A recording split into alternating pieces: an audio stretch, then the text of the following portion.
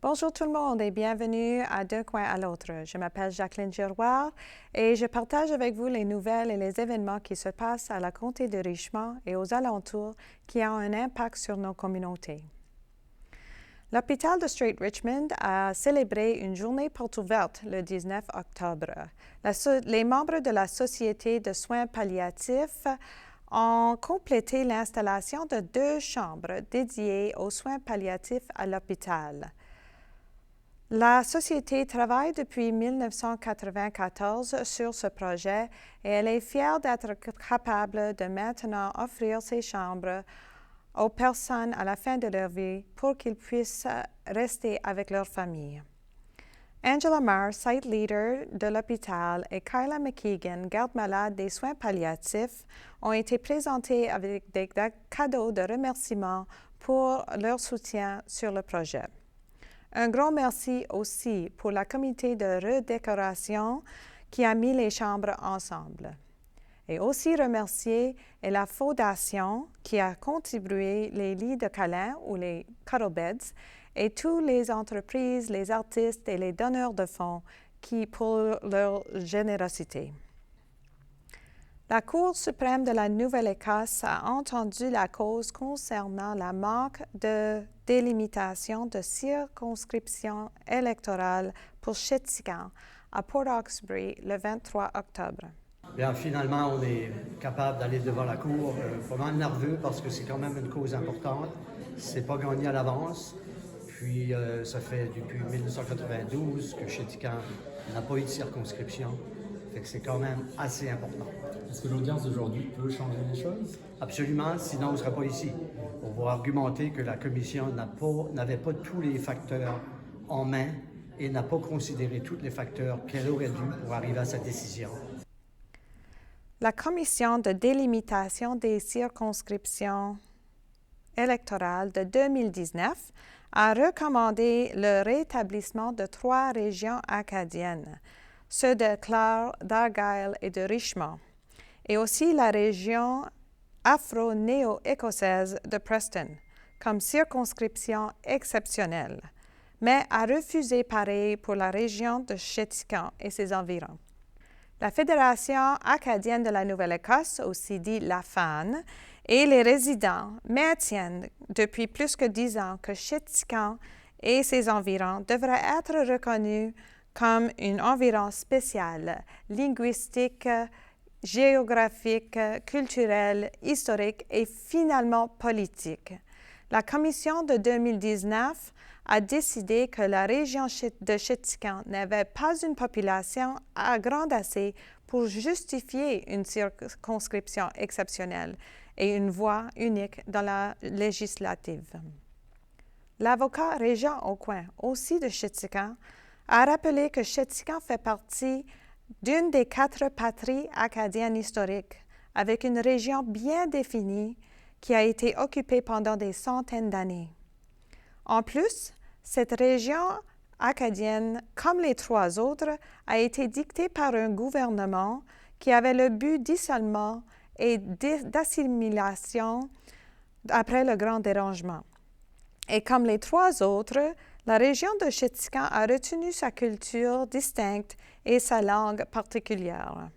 Tout ce, il avoue, leur donne le droit de représentation protégé au gouvernement provincial. M. Aucoin explique que cette histoire est une grande raison pourquoi les Acadiens ne sont pas bien représentés au gouvernement. Enfin, le comté d'Inverness n'a pas eu un membre de l'Assemblée francophone depuis 100 ans ou plus.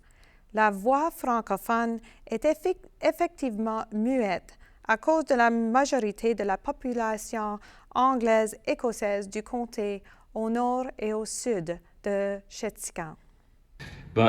Pour les Acadiens de Nouvelle-Écosse, ça veut dire que si on peut reconsidérer, enfin si la Commission peut refaire son travail pour la circonscription protégée de Chéticamp, puis que si éventuellement on peut avoir une circonscription protégée, ça veut dire un député de plus à l'Assemblée législative qui ferait une grosse différence pour les demandes des communautés acadiennes et francophones de la Nouvelle-Écosse. Est-ce que ça change vraiment les choses d'avoir des députés acadiens à l'Assemblée législative? Oui, définitivement. On l'a vu la semaine dernière avec l'équipe Acadie, juste avec Colton Leblanc, qui est le ministre des Affaires acadiennes et de la francophonie, qui joue un rôle extrêmement important pour la communauté acadienne et francophone, avec l'appui de Trevor Boudreau ici à Richmond. Et même si Ronnie Leblanc est du côté de l'opposition, il fait un travail quand même extraordinaire aussi pour la communauté de Clare et pour les communautés acadiennes de la Nouvelle-Écosse. Et pourquoi est-ce que vous croyez qu'il faut reconsidérer la position de Chéticamp, qu'il faut lui accorder cette circonscription?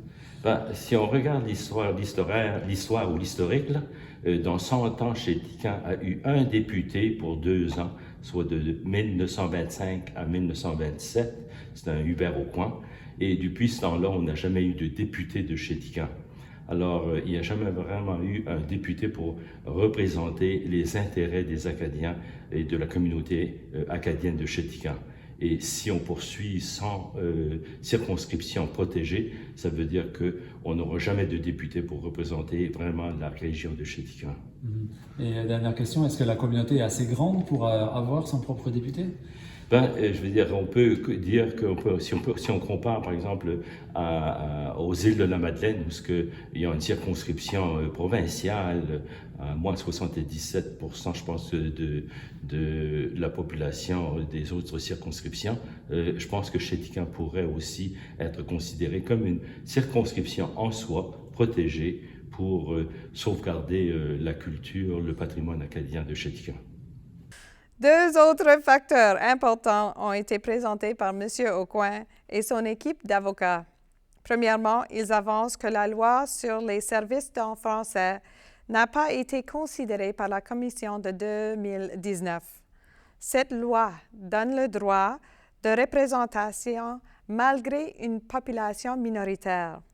Si cette représentation contribue à une meilleure gouvernance et l'agrandissement d'une communauté. En plus, Chéticamp et les environs représentent une géographie unique et désavantagée. Les vents suais causent souvent l'annulement des écoles. La seule route nord et sud peut aussi être fermée à cause des tempêtes, ce qui augmente l'isolement de la région. Ces enjeux spécifiques parlent à la nécessité d'avoir une représentation politique qui peut bien adresser leurs besoins. En réponse, la Couronne fait valoir que le gouvernement a accepté les recommandations de la Commission parce qu'elle a compris qu'elles étaient raisonnables et bien considérées. En plus, elle affirme qu'une circonscription exceptionnelle pour Chéticamp, avec une population de juste quelques milles, pourrait déséquilibrer les des autres circonscriptions dans la province. M. Aucoin insiste que la Commission ne fut pas raisonnable parce qu'elle n'a pas tout bien considéré, ce qui rend la décision de refuser une circonscription à Chéticamp déraisonnable. Il demande que le juge acadien Pierre Muise ordonne la province de rétablir une commission afin de réexaminer les frontières électorales de Chéticamp et ses environs. C'est encourageant. Le juge a bien écouté les deux parties. Il a posé des questions qui étaient pertinentes, qui permettaient de mieux comprendre encore les arguments des deux côtés. Maintenant, c'est le juge qui va se retrouver dans son bureau pour prendre sa décision. Merci. Et ça fait combien longtemps que vous travaillez ensemble pour que Chéticamp et les environs soient représentés au gouvernement? Personnellement, comme directrice générale, ça a été un dossier de 10 ans, mais je sais que la Fédération acadienne a commencé à travailler sur le dossier dès 1991 et même avant. La Cour pourrait prendre plusieurs mois avant de rendre sa décision. Le rétablissement de la Commission et son travail même pourrait prendre 1 an ou plus. Mais M. Aucoin espère qu'à la fin, les Acadiens de la région de Chéticamp pourraient finalement être bien représentés au gouvernement. Ici, à Richmond, après une revue de ces circonscriptions électorales, le conseil municipal va retenir leurs 5 conseillers et annonce quelques changements de frontières. Tous les 8 ans, il faut faire une étude des frontières, des circonscriptions électorales et le nombre de conseillers pour faire certain qu'ils sont raisonnables et équitables. La dernière étude en 2014 a réduit le nombre de conseillers de 10 à 5. La dernière parole d'une revue est donnée par la Commission d'utilité et de révision, souvent avec des recommandations des conseils municipaux. Priorisées sont la parité des électeurs, une géographie contiguë, les communautés d'intérêt et la consultation des communautés.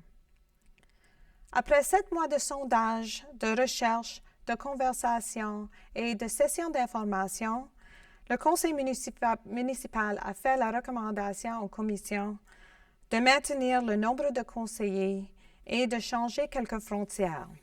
Directrice du conseil, Amanda Marbrooket, note que même si la parité des électeurs est fondamentale à la société démocratique, il faut aussi considérer ce que fait le plus sens pour les gens de chaque district.